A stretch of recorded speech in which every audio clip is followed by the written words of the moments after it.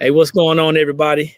This is Eric McKinley, Director of Program Development, National Business Builders. We got Mr. James Hall out of JNC Financial Services, LLC, out of Falling Waters, West Virginia, man. And we are live, man. We are live and direct.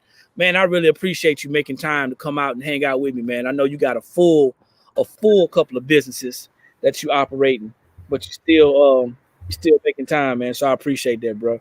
Not a problem, brother. Not a problem. I really do. I really feel like that we've been reaching people. I really feel like we've been reaching people, and I'm super excited. I'm super excited about where this thing is going. And if anybody out there is watching, if anybody's out there watching right now, just know that plan to take this thing up a couple of notches. We got Miss Bertha Winston out of DMV. She got a whole bunch of businesses going on too, man. She got a whole bunch of stuff going on, man. I appreciate you too, Miss Bertha, taking some time out to hang out with us this evening. Y'all listen, on every Wednesday and Friday at 8 p.m. Eastern Standard Time, guess what we're doing? We're talking about money. We're talking about life. We're talking about finances. We're talking about building wealth. We're talking about improving our personal and our professional lives. We also talk about God. We can't do that. We can't do all that talking without talking about God and putting God first. So we talk about that so we can actually understand where the foundation is. It's a foundation. It has to be a foundation. Ain't nothing out here new under the sun, but can't nothing be done without God, man. So just wanted to put that out there. We got Miss Quartina Trafford out of Rocket City. I don't know why they say that, man. Rocket City. I know what it means. Rocket City. You know why they say that. Yeah, right. We know that before. Good evening, everybody. Rocket City, man. So I'm gonna tag a couple of people. Actually, I'm tagging the panel most definitely. And I want y'all to, as you jump on and I tag y'all, I want you to drop your city and your state, like it, share it, and I want you to tag some people as well. And if somebody shares this with you, make sure you get back with them so you can actually understand why it is that we're doing what we're doing. I'm even tagging some new people, man, because I'm seeing that other people are getting on, they're seeing this information. I think they're liking it. I really do. I think they're liking it. And I think that I think they're getting something out of it. You know, I think they're getting something out of it. So give me a second. I'm gonna tag a few more people and we're gonna be on our way, man. I don't know if y'all had a great day today or not. Mine was better than amazing. Man, I made it to see the end, so it was great enough. Oh yeah, man. Listen, you know what? Every day we wake up, man, it's another opportunity to get it right. We got a choice though. We can lay it down. We can always lay it down. You know, we can wake up and open our eyes and we can lay back down and close them again and see how that works. But a lot of people didn't make it today, man. And that's right. For whatever reason, they didn't make it today. We got Mr. Luther DeLoach out of Aiken, South Carolina. We got Miss Ladrika Sean Winston out of Clarksburg, Maryland. We got Miss Helen Kemp out of Fort Washington, Maryland, and we just got Miss Lillis Lumpkins just jumped on the panel out of St. Louis, St. Louis, Missouri. So I got a couple more people to tag y'all. Y'all bear with me. You know, people need to see this information. I don't know if y'all know it or not. And there are a lot of people who are actually hitting me up. Not sure about y'all, but there's a lot of people hitting me up afterwards that are actually sharing this information. So that's a blessing in itself. That means they're getting something out of it. So I want to tag my cousin in this too. And then I'm done. I'm gonna roll with that. And I'll tag some groups later on. So hey, Miss Helen said she had an excellent day.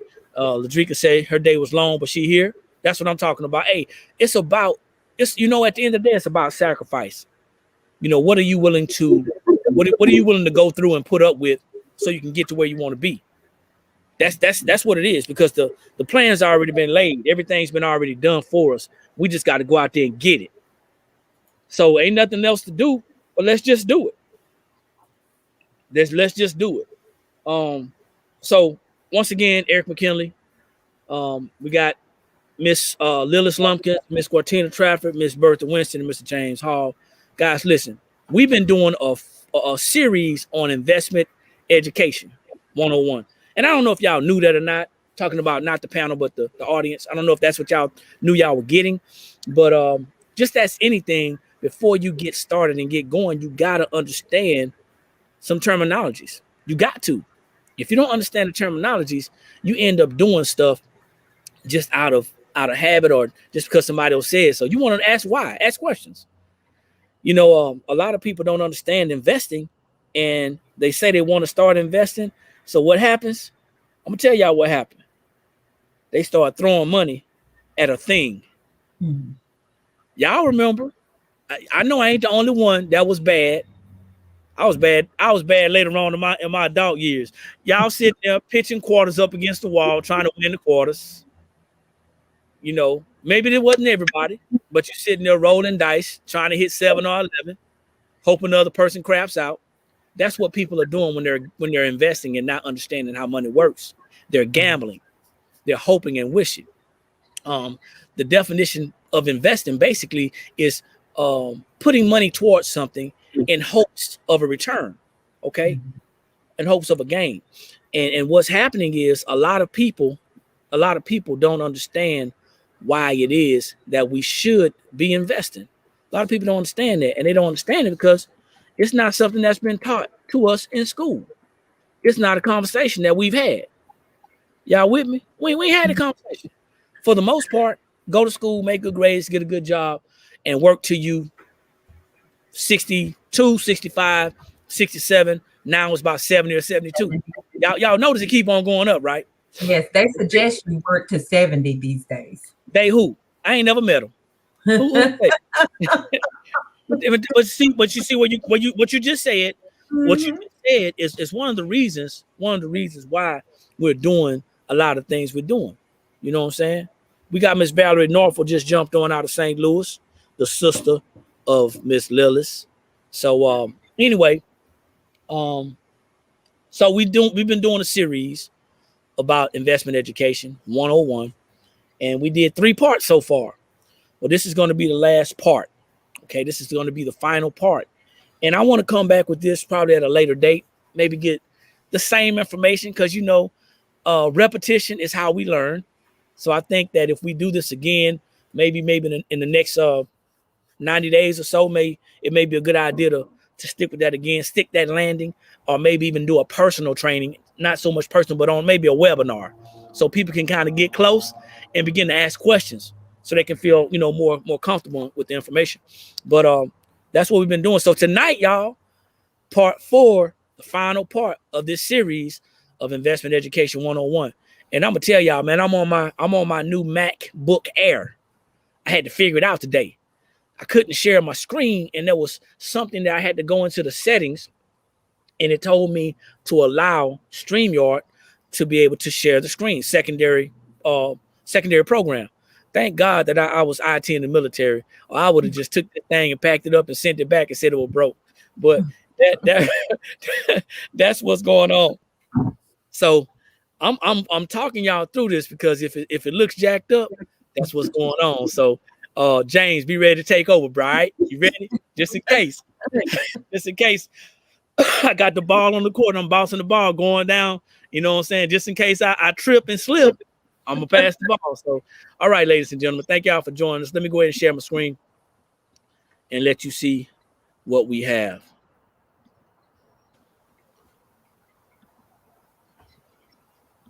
Man. I'm gonna tell y'all something, man. Y'all see that?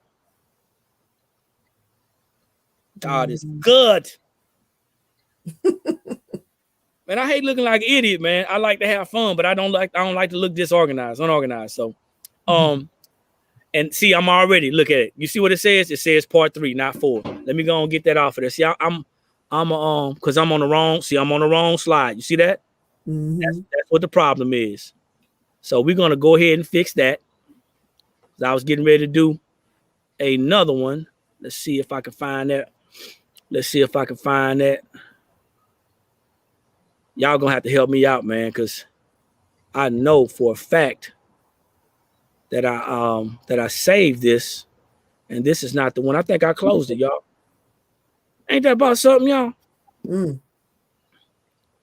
Normally, if you right click on the application, it'll bring up the most recent one that you had. My man. So I'm feeling real unsmart right now.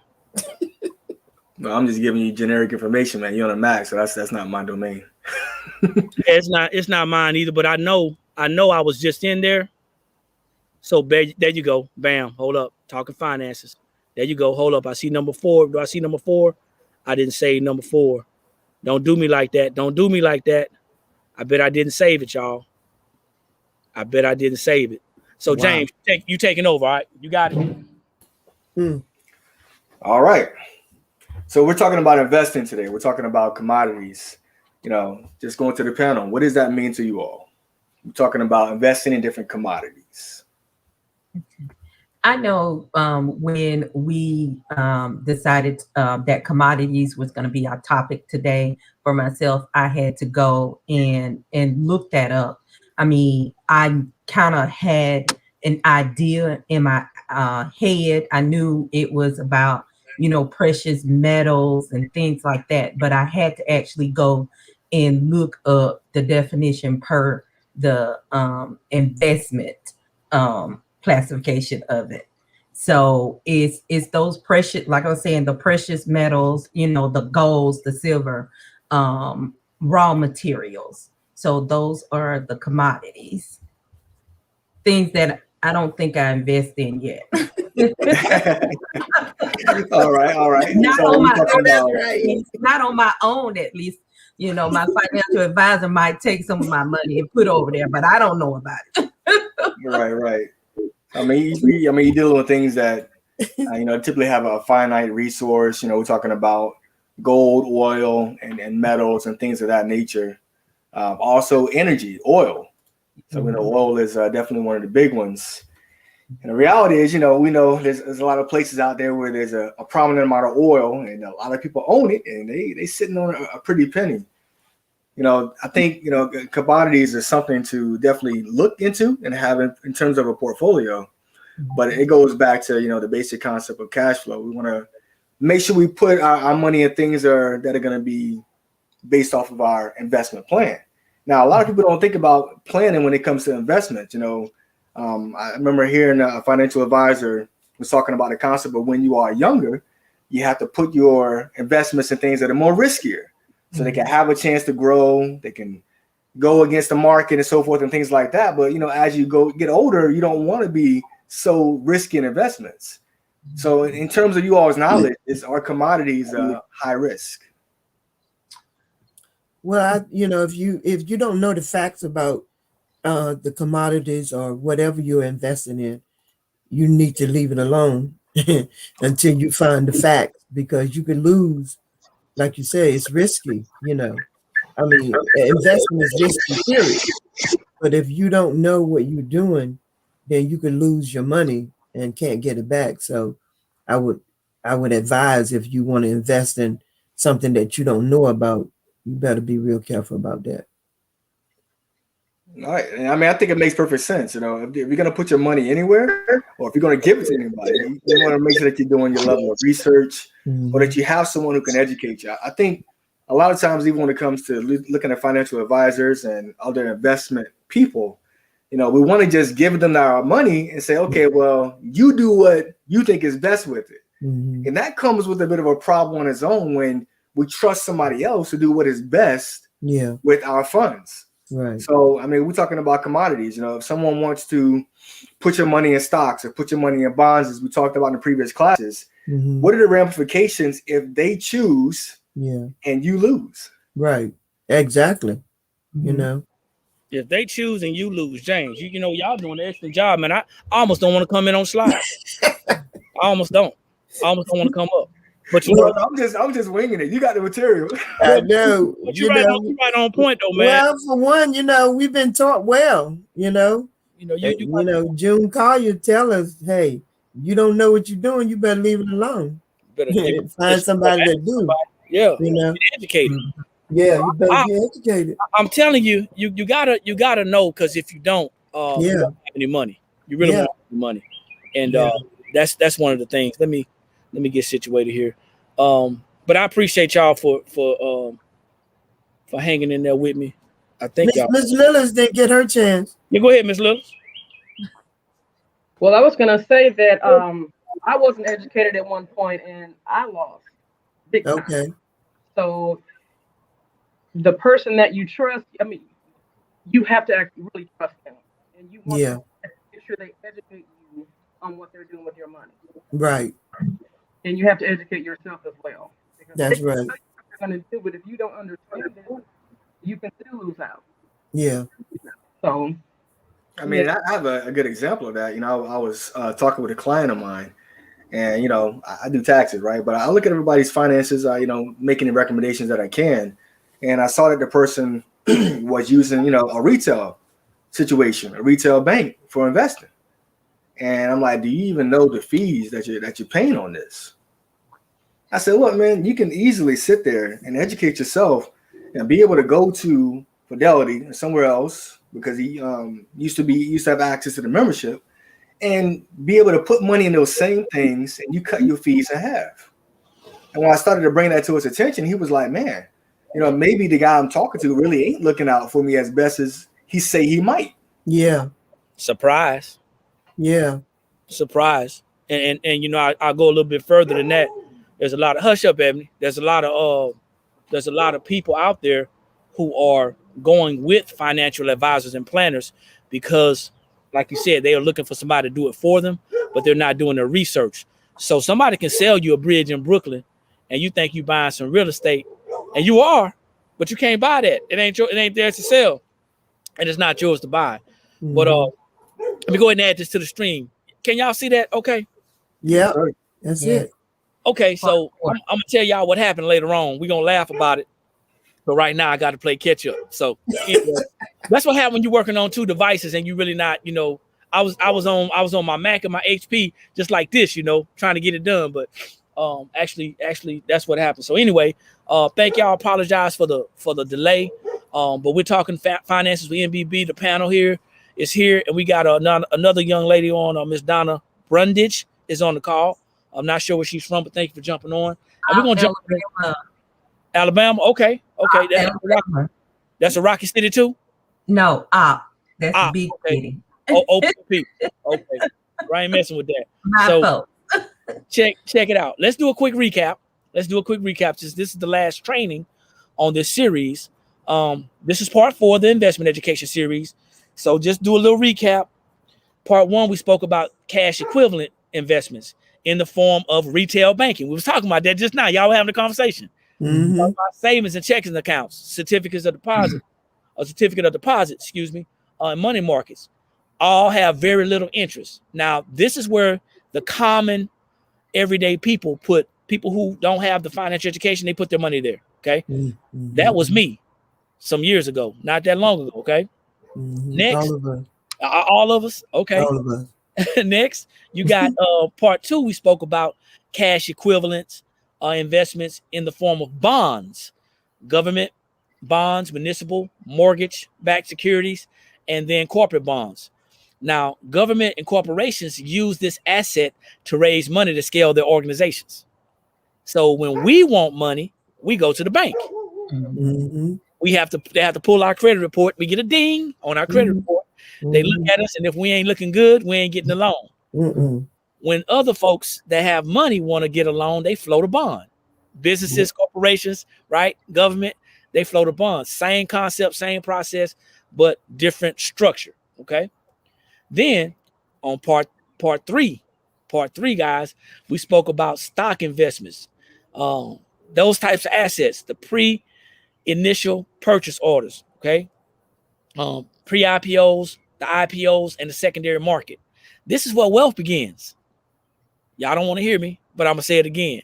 In this area, in investing, this is where wealth begins. We all know that wealth starts with us having a mindset. We all know that wealth starts with us understanding how to legally lower our taxes to take that money, because that's how the wealthy does. But in the investment world, this is where the wealthy are putting their money. The rich and the wealthy people, this is where they're parking their money. Okay, they ain't parking it in the banks. When I say park, I'm talking about they're leaving it here to grow. See, most people that don't understand investing, they'll go in with the dice, shaking them up, and they say, hey, I'm going to hit. I came in with $20 and I grew my money to $100 and I'm going to take it out. That's gambling. That ain't investing. Okay. Now, here it is. James, Miss Bertha, Miss Lillis, Miss Cortina, y'all did an excellent job when I was over here struggling, talking about these real assets. Real assets is real simple, y'all. It's an investment asset class that covers investments in the physical form. In the physical form, a real asset is something that you can touch. Can't touch a stock. It's digital, right? You can't touch that. But a real asset, you can touch. You're talking about real estate, energy, infrastructure, things like that. Real assets have inherent physical worth. That means, you know, they're gonna tell you right off the bat, hey, listen, I got a $5 billion project going on over here. Who wants in? You know, and they differ from financial assets, because financial assets give their value in the contract right there on the spot. But check this out.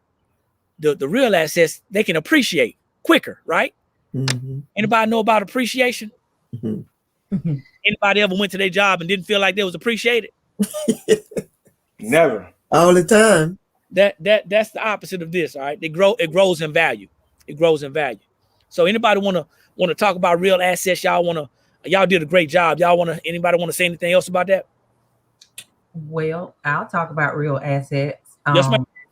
I thought I was expanding, you know, my wealth when I started investing in acquiring some real estate.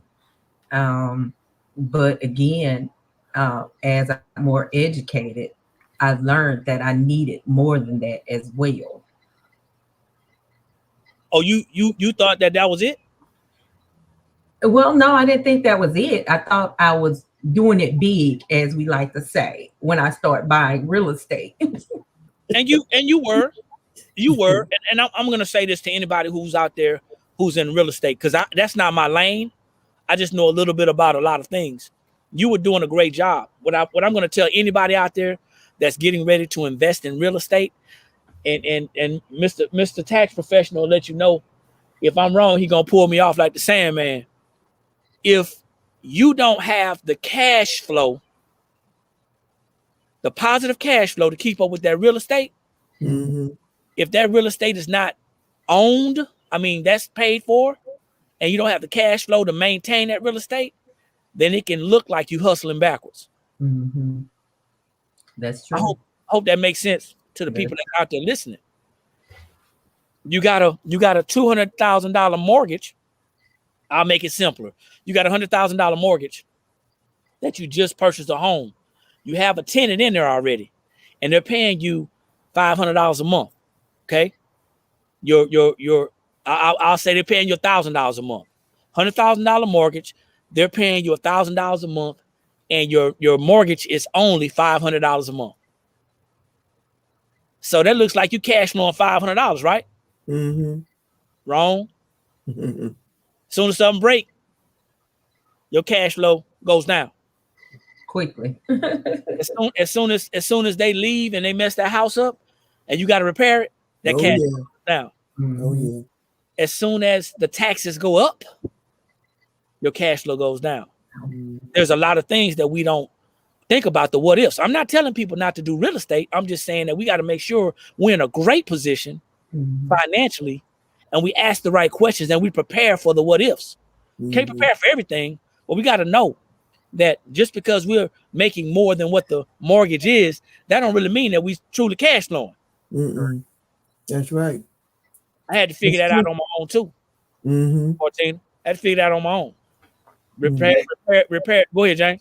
And Eric, even if you own it, if it's still, costing you more in terms of, let's just say you own it, you don't pay the mortgage, but you're still having to come out a lot of pretty pennies to be able to maintain it. It's really no different of a situation, you know, whether you own it or not. It's just all about cash flow. And, you know, just managing it and making sure that you're running the advantage of it. I've run into a lot of people with real assets and real estate, and they don't necessarily know all the ins and outs. Right. So some people are actually taking a hit with that positive cash flow because they didn't prepare for it. And you know what? The other thing, you own something, because now guess what? It's costing me more to make. See, you can't tell everybody this, because some people they'll shut you down. They'll stop listening. But you own it outright, but you never own property outright. Yeah. I need everybody to understand this. Even if it's a mobile trailer that you can move, you still got to pay taxes on it. You're never going to own it outright. The government made sure of that. So that means you gotta position yourself to be able to use something else to make sure you can pay for it. And stay on top, because if you are drowning in that asset, then it's no longer an asset. It's become a liability to you. So that's something. And during the pandemic now, you know, they have that stipulation about paying rent. Different mortgages, yeah. Yeah, so you know you could lose on that end as well. You know, and you can't evict anyone. Yes, it's a lot of things going on. So you know, so you are during this pandemic that you are losing on that end.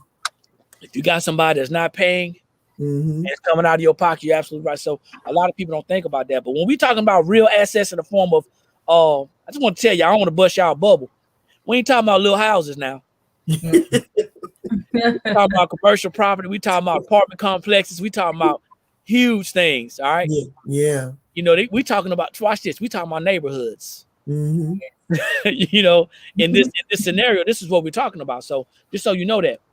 So check it out. When you go real estate, we're talking about apartment complexes, right? So real estate is one of the real assets. Property consisting of land and buildings on it. All right. Along with natural resources. Could have some crops on it, could have some minerals, could have oil on it, could have water on it. Right? So now here you go. You got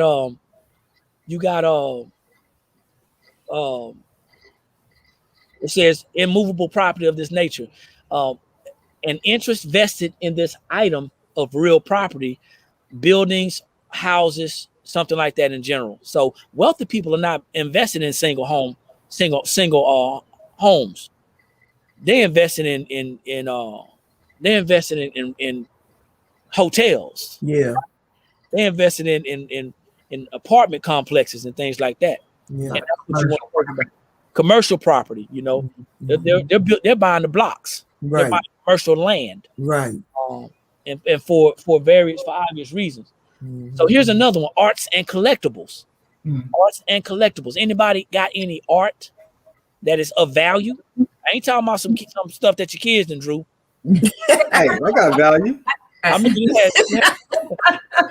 I got some grandbaby art in there too. You got some little Picassos. Got some grandbaby art there. Well, you know, when you're looking at art, you're talking about paintings, sculptures, things like that. But it's also, when you're talking about collectibles, you're talking about something that is worth far more than its original value, what you originally paid for it. Right. So it can go up and go down. Yeah. So the value of something is going to be based on who actually wants it. Yeah. Supply and demand. You know. Yeah. I'm sorry, Ed. You know, that's one thing that many of us really do not think about is our collectibles. You know, I know for myself, when I was living in Germany, stationed in Germany with military, I started collecting a lot of things, and it have some value in it, but I never include this in my investment portfolio or my net worth. You know, it may not be worth a whole lot, but it does have a dollar value tied to it. So I know that's something that's easily overlooked for the regular, like myself. Well, you know, me too. I mean, it's a lot of people. Hopefully after this, people will start understanding, because there's actually and I want to do this, but there's actually a financial balance sheet that actually helps you with your net worth. Mm-hmm. And it actually asks several questions Right. of things that you may or may not have. Mm-hmm. So that's also a good opportunity. But you hit on a valid point. We don't Yeah. think about the antiques that we have, Right. the old toys that we had when we was kids, or comic books, or even stamps, things like that. But those things are valuable. You got stuff sitting around your house. We have two pieces of antiques and antique stands that we got from Belgium when we were in Europe. Mm-hmm. And one's like 115 years old, well, 120 years old now, and one is 105 years old.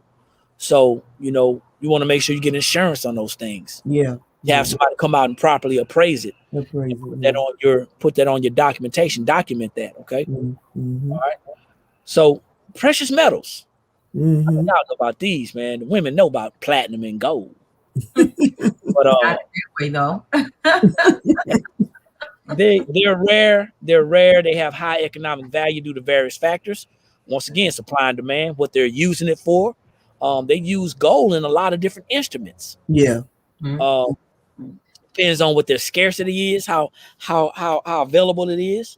Mm. And throughout history, I know that we used to use precious metals to barter.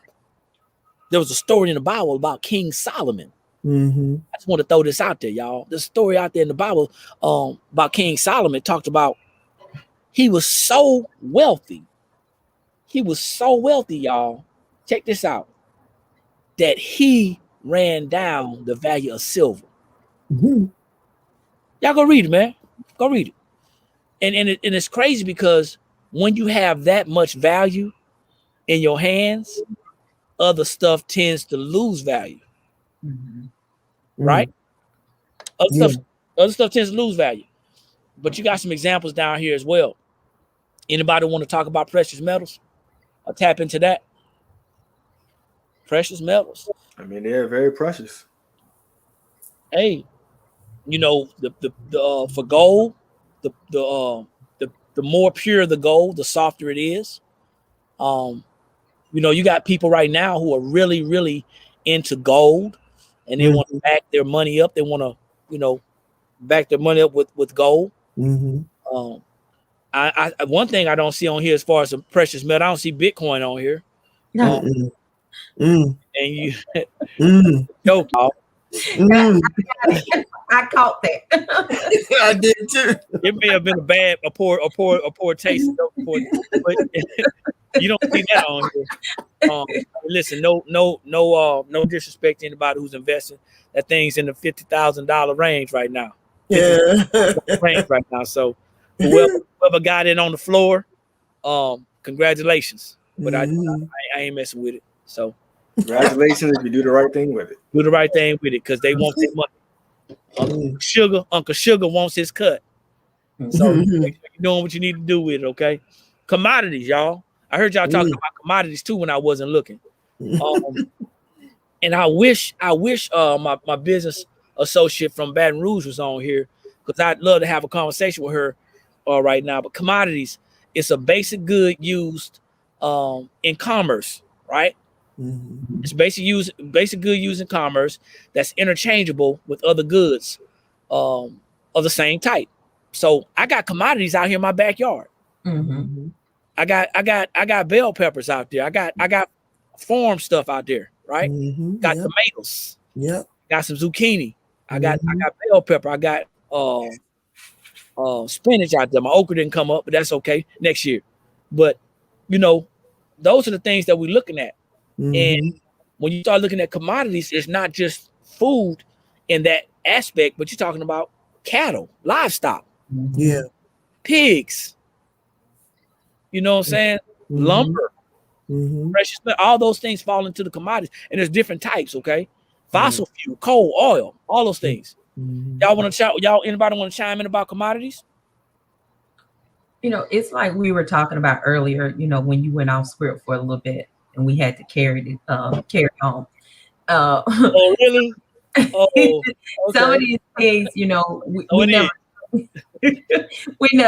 never think about it, and I know for myself when, like I said, I was doing my research earlier, to just, dig down to the deeper definition, to see exactly what commodities were, looking at these items. I know one thing too, when you're talking about, the wheat, the corn, the soybeans, what just crossed my mind is sometimes an investment, say for instance, for farmers, the government pay them to, or give them, I don't know the right word to use right now, but to plant certain crops at certain times of the year, because that's like an investment for them too.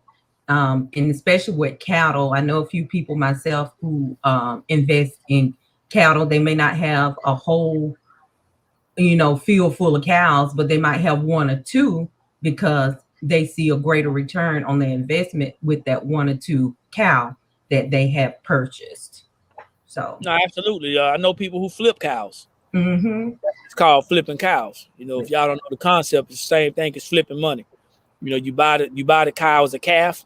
Cow might not be the strongest, might not be the healthiest, but they nurse it to a certain health and a certain weight. Then they sell that calf for more money than they actually purchased. That's flipping. And they flip it. They keep on doing it, putting the money back into that market, and that is a good market. But you see some examples right here. I don't know if you guys can see that right there. But it makes you think about what topics or departments there are: energy, grains, and oil seeds, livestock, metals, softs. Talking about the fruits and the juice, coffees and stuff. And then you got the lumber, things that are produced from other things. Right. See, a livestock produces a commodity. A cow produces milk. Yeah. In that milk, you're getting butter and cheese. See, we gotta think beyond just the right now and start thinking, man, there's some things that I can actually start putting my money in. If you're somebody who don't want to get into the stock market because you don't think that that's where you want to put your money, there's other things that's out there. There's other options. It is. Yeah. And it's amazing when we actually educate ourselves how we can actually have access to these options. Yeah. Anybody else care to chime in? And this goes right back to the Bible. All this stuff is right in the Bible. It ain't nothing new under the sun. Nothing new. Nothing new. I mean, it's right there. Everything we talk about is in the Bible. And that's people won't believe it, but if you don't read it, you wouldn't know. But it's there.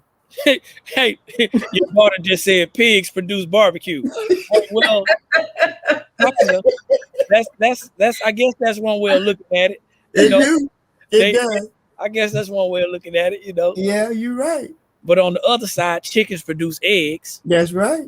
And they do produce, pigs do produce little piglets with the ribs and all that stuff. So many things you can get off of that. With tea. Yeah. Like dandelions. A lot of people don't know that dandelion is a type of tea that we can drink as well. It's good for our heart. Yeah. And so it's a lot of things that's out there. So the next one, right? A lot of people don't know that this is a commodity. Now I ain't just making this up, y'all. I ain't just making this up. Y'all can go Google it. Y'all probably said these guys had to slide the business in there. No, a private business is a legitimate commodity. And what a private business is it's a business that does not issue stocks. It doesn't issue stocks, they don't trade publicly, put it like that. They have stocks and shares, but they don't trade publicly. They're not on the stock exchange. They may have internal stocks that for their company, for their employees, but they don't trade publicly. Now, you see the examples. I'm gonna make this a little bigger so you can see the examples of private businesses. Sole proprietors. You got the designers, developers, plumbers, repair people, partnerships, dentistry, lawyers, accounting, tax pros.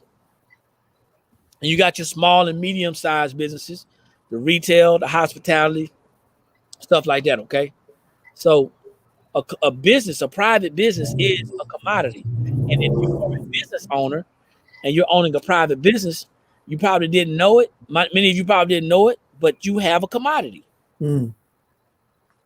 and because you have a commodity, you have something that nobody can take away from you. You have something that you can use to produce income. Something to think about. It is. We're supposed to be producers. See, by default, plants are producers and animals are consumers. A lot of people don't know that. The plants are actually the producers. You know, when I go out there, when I plant those seeds, I'm looking to yield a harvest. I'm looking for one tomato plant to give me about 15 tomatoes, maybe 20 tomatoes. I got 12 plants out there. We about to eat, y'all. I know that's right. You know, the okra didn't come up, but I got 16 zucchini and squash plants. I got a whole row of spinach. I got 6 bell pepper plants. So the bell peppers are already producing. They already have a bell pepper on there, as small as they are. See, the thing that we have to understand, and the thing that we have to do, as far as get that off of there. As far as humans, see, where am I at? Make sure I unmute myself. Can y'all hear me? Yeah, we hear you. Okay. As far as humans are concerned, we have to learn how to produce instead of just consume. Yeah. And a great analogy of that is we end up a lot of times eating up all of our seed. We end up eating all of our seed. So when we, for example, a farmer plants a garden, when a farmer plants a garden, the farmer's position, especially back in the old days, they didn't always have the money to go out and buy seed from the feed and seed store, from the general store. So they would hope that when they would plant and they have a great harvest, they would take a percentage of their seed, put it back, let it dry out, let it cure, and have that for the next season. They would probably put about 10 to 20% of their crop back so they can plant for the next year. Imagine if we did that with our money. Imagine if we did that with our finances. Imagine if we did that with our talents and our gifts. Imagine if we learned how to produce instead of just consume. Imagine if we learned how to be a yield instead of a liability. We not, for the most part, a lot of us are not bringing forth any fruit. The Bible says that, and you will know them by their fruit. You know, if you ain't producing no fruit, you need to get out of my way. Because that means you take my fruit. Well, if you're not producing any good fruit, you need to get out of my way. Because that means that you're taking our sun, you're taking our water, you're taking our nutrients. You're right. Everybody produces fruit. Good fruit. Good fruit, not bad fruit, not evil fruit, but good fruit. So this is coming to the end of our 4-part series of the investment education training. Had little hiccups in the beginning. I apologize, but you know, I'm not gonna let that stop me or slow me down. We got a great panel, and they were able to carry on the conversation without me, without even seeing any slides or anything. But I want you to understand something. The whole idea behind this training is so you can understand that investing is not just, I got a bunch of money, now I'm ready to invest. That ain't it. You got to know what your goals are. You got to know what your numbers are. What's your financial freedom number? Do you have your emergency fund? Are you ready to start investing? If you don't have your emergency fund, are you ready to start investing? No. This ain't a recommendation. I mean, I want to know hard facts. If you don't have your mini emergency fund, and I would say working on a long-term emergency fund, should you invest? Nope. Some people gonna say yeah. Yes. Some people gonna say yes. All right. Some people gonna say yes. Yeah, it's a trick question. Yeah. So all depends. It depends. Well, I mean, I heard a great individual say that, you know, as you are on your way building, You got to at least carve out $25 for your future. Got to carve out something.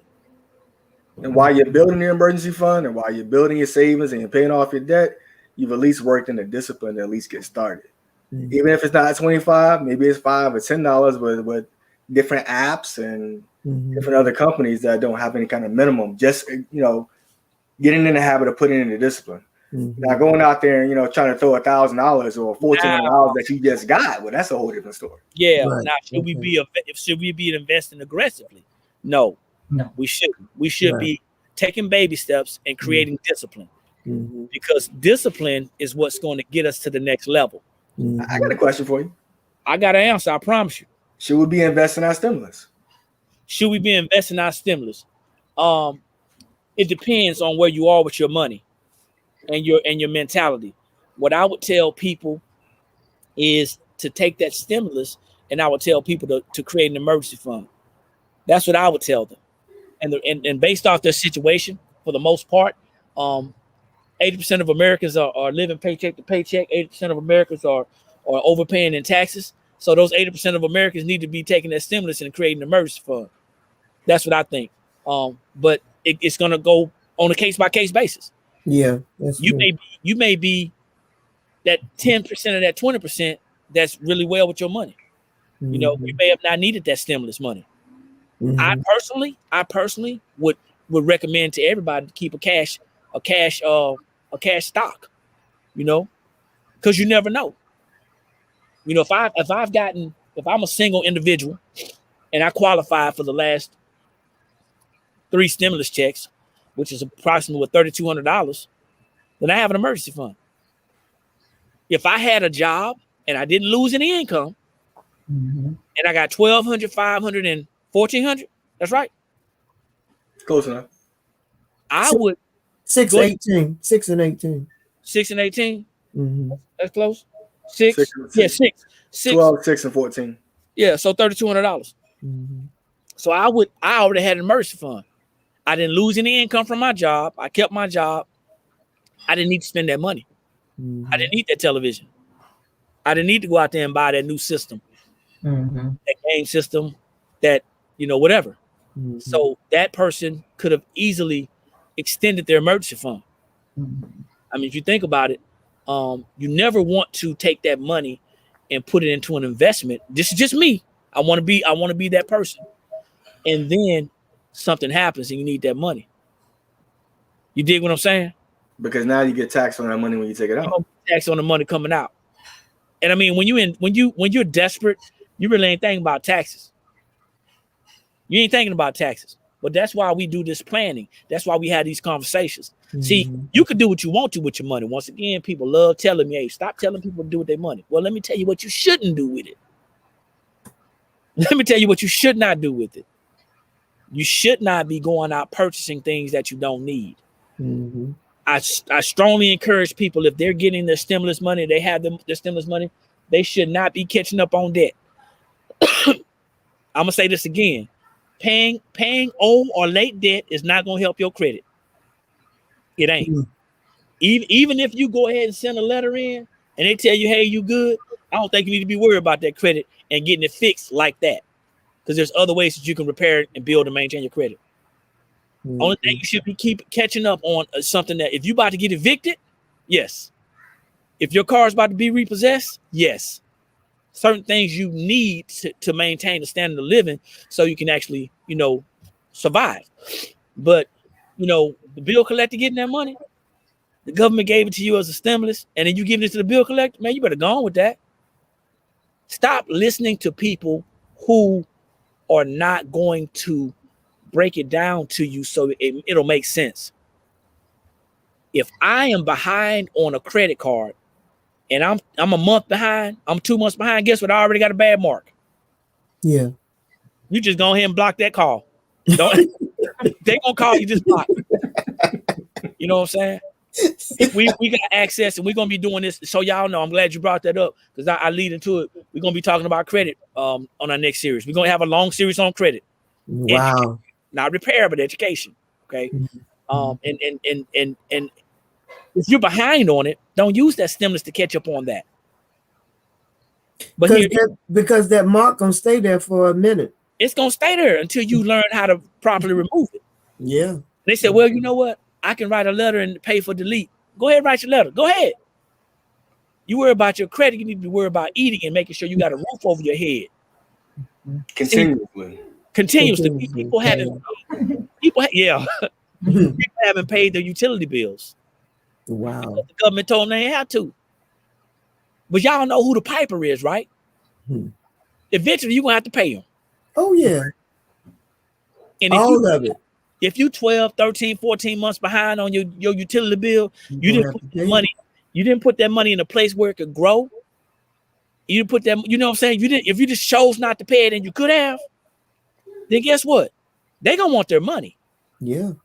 I mean, they've been taking money from us anyway, pennies at a time. So that's why the good anyway. They've been stealing from us all this time, y'all. But you're gonna have to pay that bill. And when you have to pay the bill, the same government that told you that you ain't have to pay it is gonna be the same government that's gonna tell you got to pay it. Or else it's gonna cut off. Or else they can only block for so long. That's right.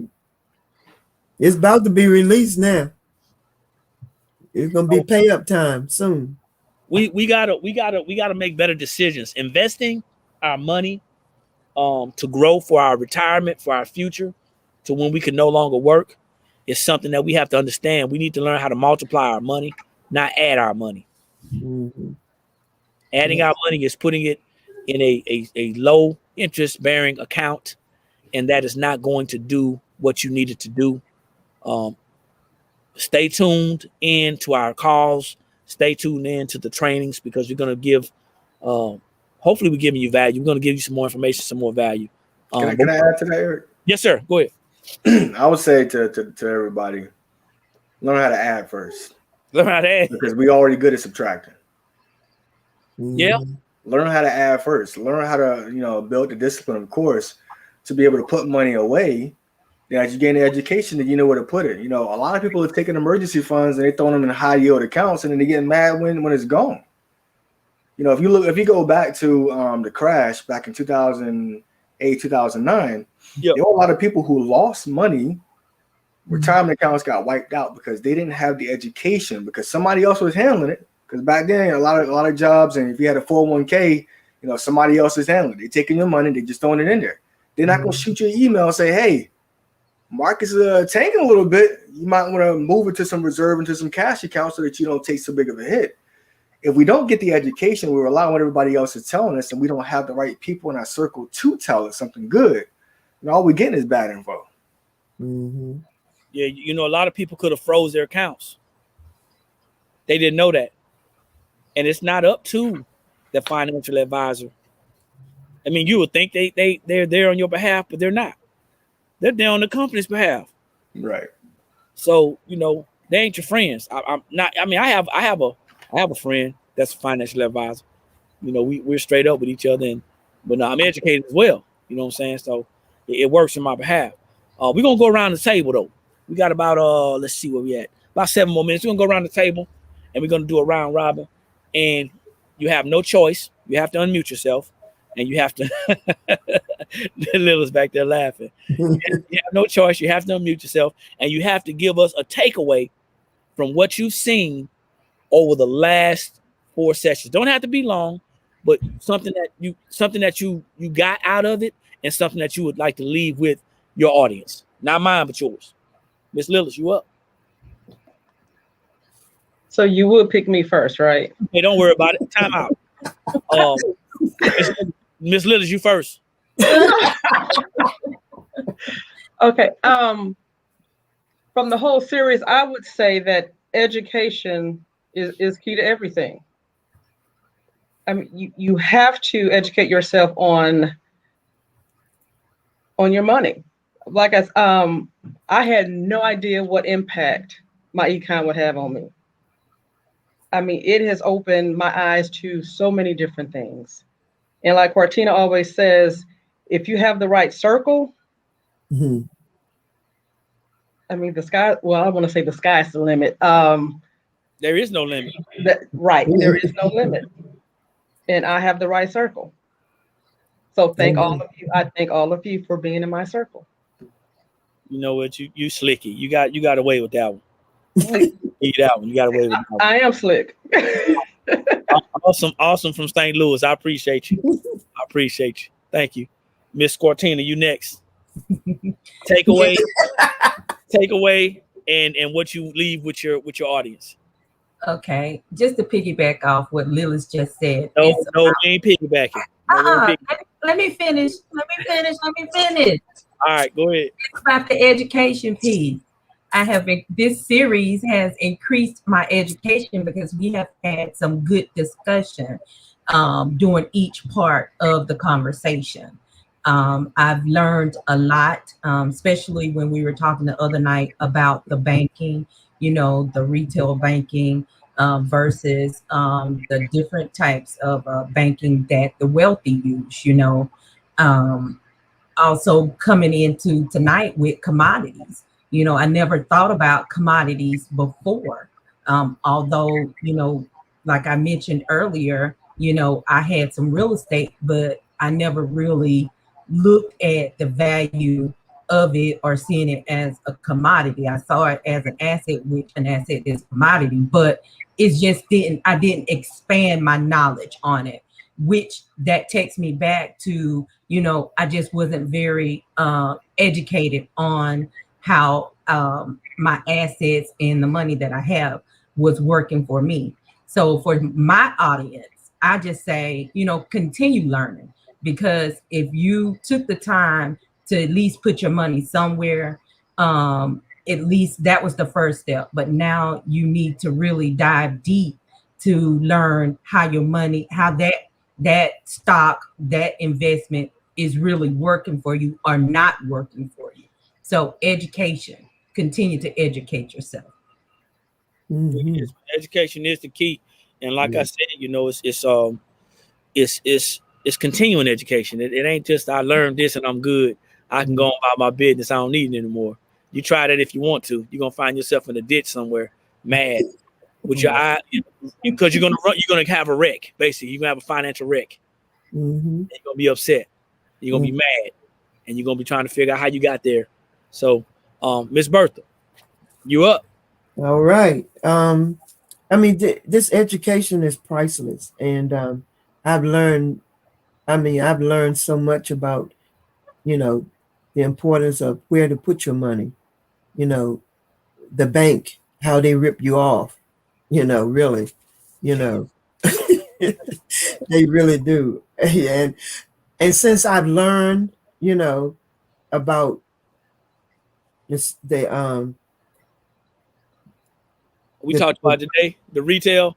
Yeah, the retail. But Yeah. since I've learned the difference between, putting your money in something that's going to add value or to your monies or have your ROI.